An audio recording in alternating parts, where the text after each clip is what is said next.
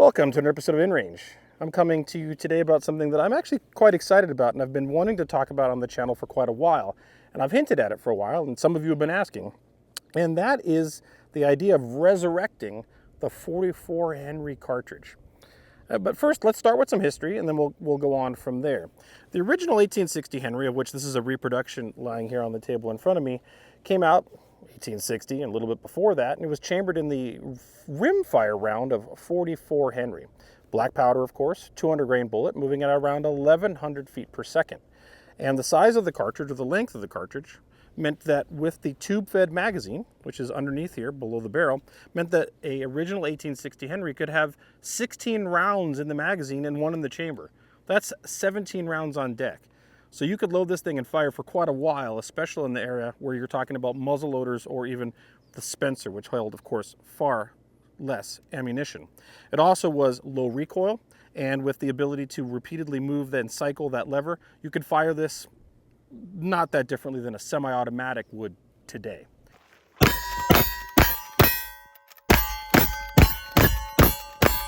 And the 1860 Henry was amazing and revolutionary and changed the battlefield. However, it had deficiencies. One of the major deficiencies was the fact that the magazine tube was exposed below and it had no wooden handguard. In hot environments like this, or even just firing enough black powder, this would get so hot that you could no longer hold it. And on top of that, the follower, which you see here, moved as you were shooting the gun, and in doing so, eventually you'd have to move your hand out of the way to get out of the way of the follower to not cause a malfunction.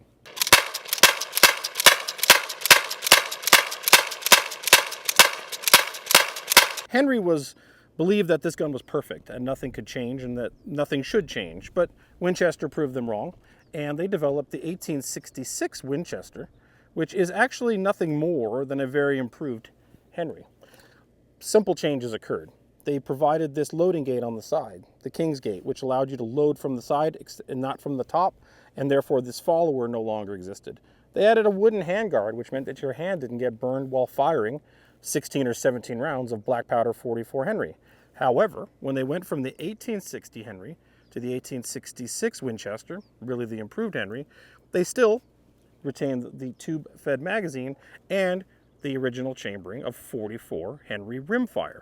This meant that it still had 16 to 17 rounds on deck and fired as fast as the original 1860 Henry, however, with the ability to not burn yourself and to reload while on the move from prone or whatever.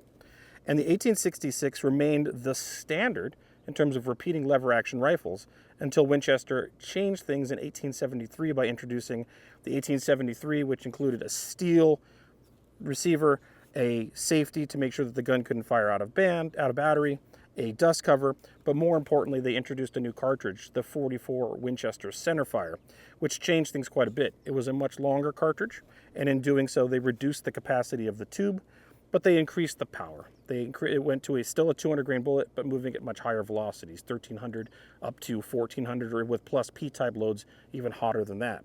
But in doing so, they went from 16 rounds plus one in the chamber of 17 to potentially only 13 rounds. So there was a active choice to go to a higher power round, but having less ammunition in the magazine at a given time.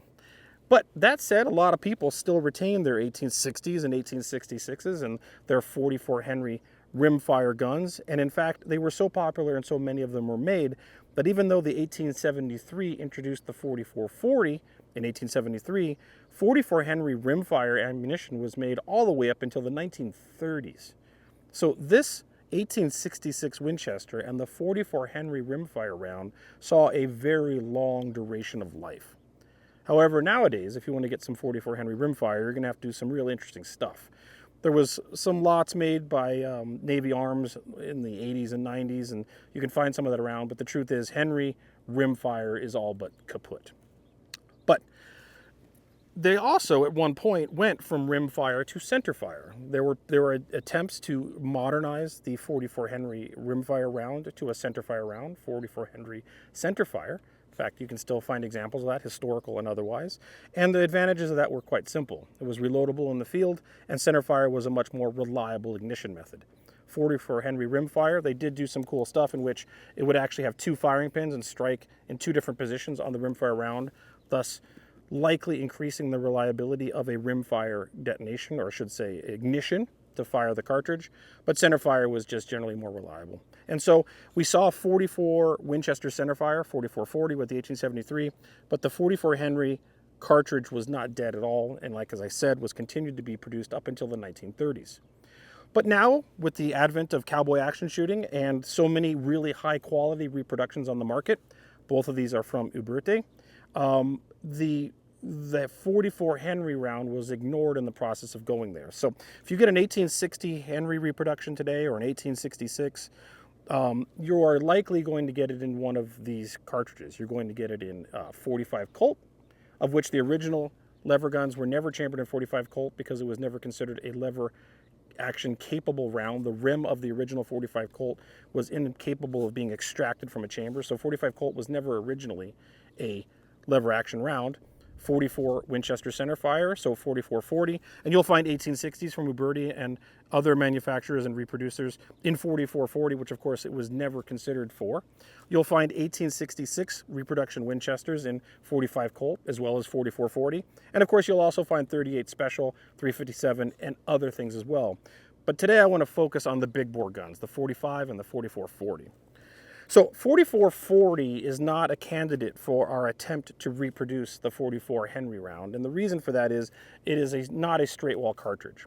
The 4440 has a shoulder in it, and that is actually a really good design in terms of mitigating black powder fouling, getting back into the action, because it opens up and actually helps essentially close the chamber from black powder fouling flowing by, and straight wall cartridges allow more of the black powder fouling to get into the action. That said, 44 Henry, both rimfire and centerfire, were straight wall cartridges throughout the entire duration of their lifespan from 1860 all the way to 1930, so it is not as big a problem as you might think. But that means that if we want to try to convert a gun into something replicating close to or simulating the original 44 Henry chambering, we have to consider, of course, 44 Henry centerfire, so we got to go with a centerfire, and we need to go with a straight wall cartridge. And that leaves you really two options if you want to go big bore. Now, it's interesting to note that over time, 44 as a caliber designation, actually bullet diameters changed. The original 44 Henry was .446, and of course 4440 and 44 Special and all the things we think of today are .429. So that's interesting. And 45 Colt is .452.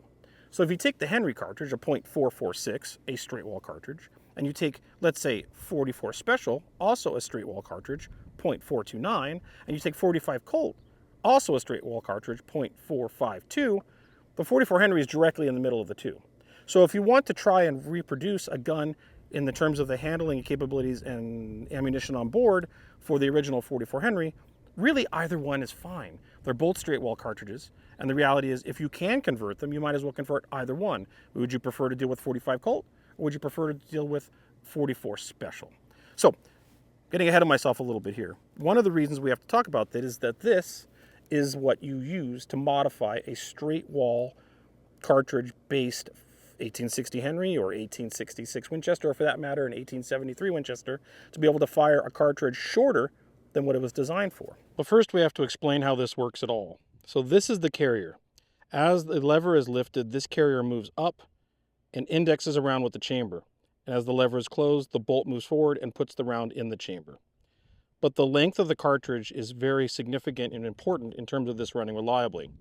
The cartridge needs to be the same length as the carrier, which you can see it is here, and it's designed that way.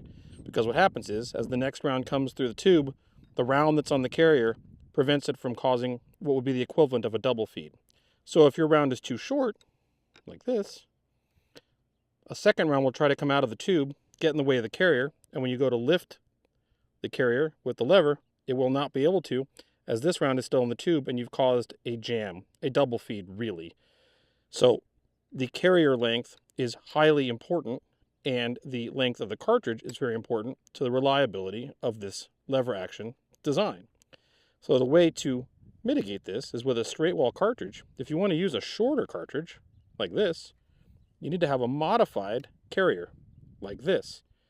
And that's what this is right here. And you'll notice there's a spring-loaded plunger right here. So if I try to put this full length .45 Colt into this, you'll notice that it's the full length of that lifter or carrier. But if I use this modified one with this spring-loaded plunger right there, if I try to pull a full-length cartridge in, it will be stopped by that plunger, and that would cause a malfunction, of course. However, if we have a shorter 45 cartridge or a shorter 44 special cartridge cut down to the right length, guess what? The plunger is exactly the right length for that to sit flush with the front of the carrier. This doesn't cause an issue with the bolt because it's spring-loaded. The bolt will go right past it. So the bolt can go past it and come past both directions, but a round coming out of the magazine tube will stop on the spring-loaded plunger. And thus, we have taken the ability to make a shorter straight wall cartridge. And it just happens to be that this straight wall cartridge is the same dimensions as the original 44 Henry Centerfire. So one thing we need to mention is the reason that this is safe with a rimmed cartridge like this is that in a rimmed cartridge, the chamber or the headspace is actually on the rim of the cartridge, not the mouth of the cartridge. So if you insert this into the chamber, the full length 45 Colt or 44 Special for that matter, the rim catches on the end of the chamber and this is where it headspaces, and the length of the cartridge in a straight wall cartridge is relevant. If it's a shorter cartridge, you just have more bullet jump before it hits the lands and grooves. That might impact accuracy to some degree, but not significantly. So if we take this shorter version, this is a 45 Cowboy Special, same thing. Chamber, doesn't make a difference. It headspaces on the rim. It just means that the bullet has more jump before it gets to the lands and grooves. Completely safe.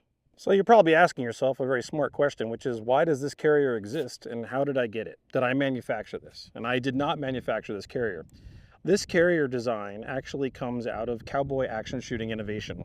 A guy named Bill English of the Smith Shop, and I think you can still get these online at some place called Online Outpost, but the Smith Shop as a website doesn't exist anymore, created a cartridge called the 45 Cowboy Special.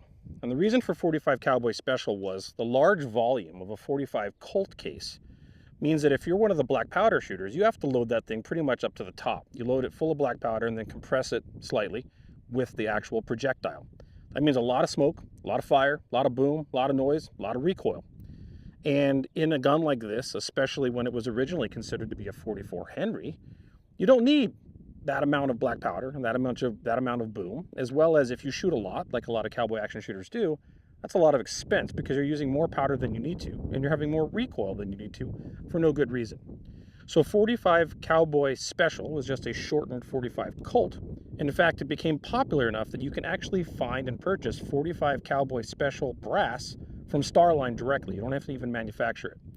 Early on, if you wanted to do this, you could get the carrier and you would take 45 Colt cases and cut them down yourself to the original length, or to the length of the 45 Cowboy Special. But when it became popular enough in cowboy action shooting circles, Starline decided to just run it as a standard run, and you can find it on their website today. So the easiest way to get into the 44 Henry reproduction game is to actually use a straight-walled 45 Colt, acquire one of these modified carriers, buy some brass from Starline, and just load it, go to town. You can do that with smokeless as well as black powder, of course. With smokeless, you just have to reduce the loads, and in fact, you'll find that 45 Cowboy Special is essentially interchangeable with 45 ACP in terms of your powder charges and loads, but figure that out for yourself. Now, that said, when I decided to do this project for Deadeye and for my own, I've done it with 45 Colt before, but I decided I was going to go a little more extravagant and actually go with a 44. And in this instance, I went with this is a 1866 Winchester reproduction from Uberti and 44 Special. They do make them. They're kind of rare. I figured the audience would prefer or appreciate that it was called a 44, even though bullet diameters are either 4.52 or 4.29. Neither are exactly 44 Henry .446. But with 45 Colt cut down to 45 Cowboy Special, or for that matter, 44 Special cut down to the length of 44 Henry, if you load it with a 200 grain bullet and the original powder charge of black powder, you will get exactly 44 Henry performance. 200 grain bullet, moving at around 1100 feet per second with all the capacity, less recoil, and fast handling and action that the original 44 Henry brought to the table. So, if you're interested in resurrecting 44 Henry, get yourself a straight wall 45 Colt 1866, or that for that matter an 1860, Or if you want to go hard mode, because you don't want to buy the brass, you want to make the brass yourself by cutting it all down by hand, go ahead and get a 44 special, and then cut down 44 special cases to the same exact dimensions in terms of overall length as the 45 Cowboy Special. The truth is the powder capacity and volume internally, both these cartridges are nearly identical, and the difference between 0.429 and 452 really makes almost no difference when you're talking about black powder and what we're doing here. So in this regard, I think it's a very interesting historical exercise, and for Deadeye, our cowboy style shooting division at brutality matches, if you want to run a much more historically accurate gun, as well as have 16 plus rounds in your gun when you start a stage, using 44 Henry or a 44 Henry reproduction with a carrier like this on either a modified 45 Colt or 44 Special makes a big difference in terms of not having to reload on the stage, as well as just shoving rounds into the action when you're on the stage should you need to. But starting off with 17 rounds is a lot better than starting off with 10 or 13. As well as less recoil, but enough power to still generate everything you need to downrange. I think it's interesting that 44 Henry fell to the wayside, and the history of lever guns continuously went towards more and more powerful rounds. The truth is, the original 44 Henry, especially in the Centerfire, really is where this gun shined. 4440 or 44 Winchester Centerfire is an excellent round and is certainly no slouch, and I would not discourage anyone from using it. But the 44 Henry Centerfire really, in my opinion, started right off the bat, rimfire, but then to centerfire, with a really good balance of recoil, power, range, and capacity that was never again seen after they stopped manufacturing the ammunition. Hopefully you guys enjoyed this kind of content. I love this sort of stuff. Old West guns, making original guns come to life, resurrecting 44 Henry. That's the stuff I really live for. And I love that I'm able to do that because of people like you supporting me via patreon.com/InRangeTV. YouTube does not promote this channel whatsoever. The algorithm hates us. But it's you, the viewer, that like this kind of content, that via your courteous and generous support has kept this channel alive now for many, many years, and hopefully many years to come. If you already are one, thank you so much. If you aren't but could consider it, please do so. Patreon.com/InRangeTV. Literally every dollar counts.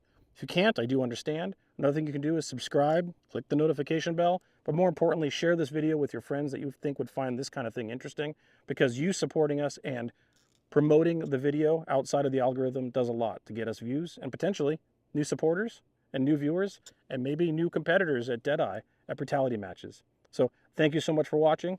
We'll see you next time.